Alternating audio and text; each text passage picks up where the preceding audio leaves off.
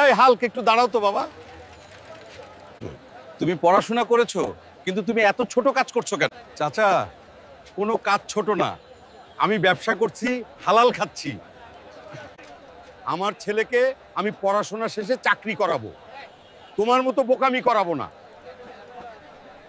রহিম ভাই, হাল্ক এত বোকা কেন? ও নাকি ব্যবসা করবে।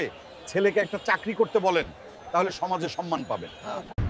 তোমার ছেলে আমার মান সম্মান শেষ করলো, অনার্স পাস করে হকারি করছে। আল্লাহ ব্যবসা পছন্দ করে। আমাদের নবীজি বলেছে, তোমরা হালাল ভাবে ব্যবসা করো, কোনো কাজ ছোট না।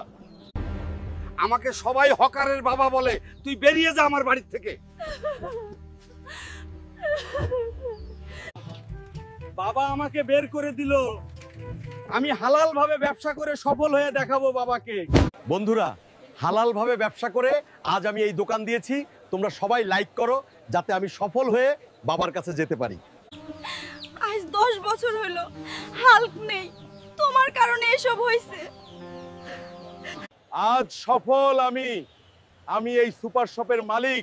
আজকেই গ্রামে মা বাবার কাছে যাব। আরে হাল্ক শহরে হকারি করছো নাকি? আমার ছেলে পড়াশোনা করে আজ এই সুপার শপের ম্যান। চাচা, আল্লাহ ব্যবসায় বরকত দেয় বেশি। আপনার ছেলে যেই সুপার শপের ম্যানেজার, আমি সেই সুপার শপের। মা বাবা, আমি আসছি তোমাদের কাছে।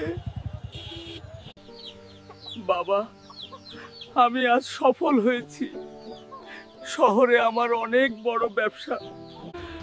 বাবা, তুই আমাকে ভুল বুঝিস না বাবা।